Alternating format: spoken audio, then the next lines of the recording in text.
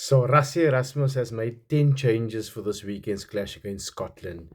Only five players has retained their spot in the first 15, and that is Jesse Kriel, Damien Willemse, Rowan Akir, Paul de Villiers, and I think who's the other one?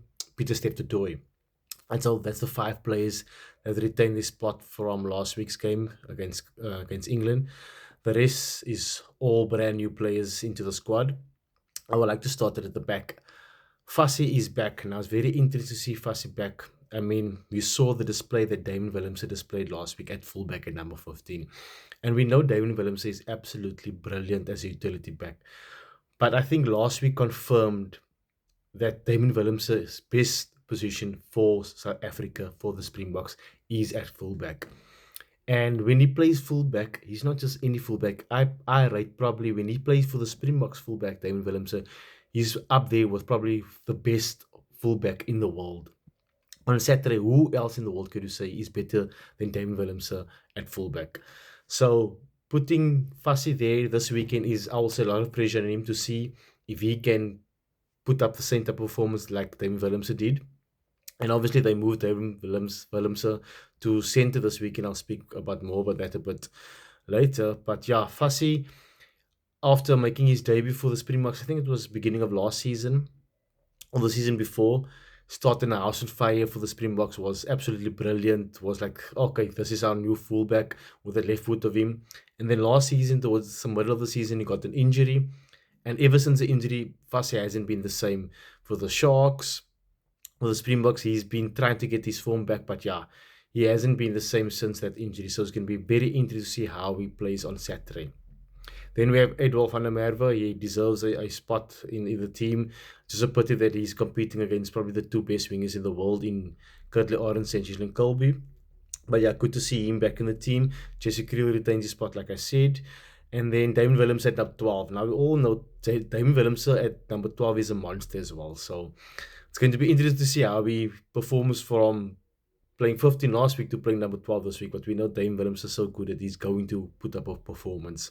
And then we have Kaden Moody at the other wing position. And what other position I do want to talk about? Pollard is back in the side.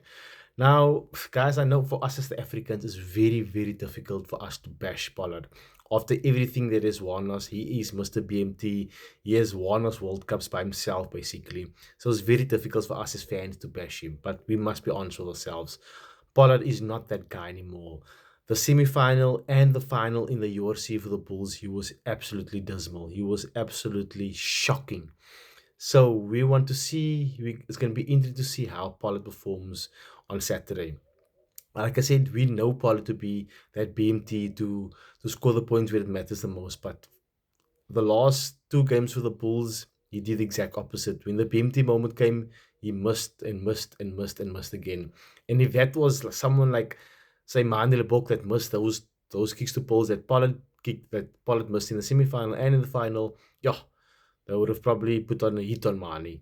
But because we love Pollard so much, we forgive Pollard for a lot of the bad things that he does. So it's going to be interesting to see for how Pollard performs Saturday. Can he go to the World Cup next year? Can he play in his third World Cup? Or has Father Time called Andre Pollard home, basically? And then another interesting addition to the team is Papir at scrum off. Now, for scrum off position, I must say the Springboks is not say lacking, but yeah, we do lack in depth. I think Grant Williams has secured the number one position as our number one scrum off. I think that's certain. Kobus Reiniger is just too old at the moment to still be a number two, to still be in the squad. So we do need a number two scrum off that's going to push Grant Williams for that number one spot. And Papier has been playing brilliant for the Bulls for the last year, for the last two seasons. So it's good that he's getting opportunity. So let's see how he performs on Saturday.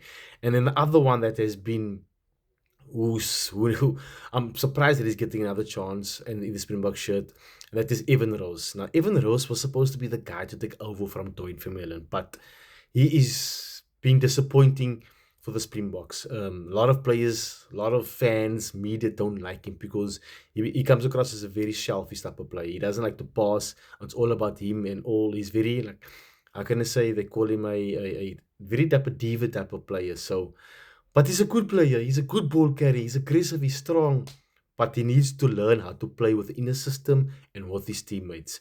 So it's going to be very interesting to see on Saturday how Evan Rose goes.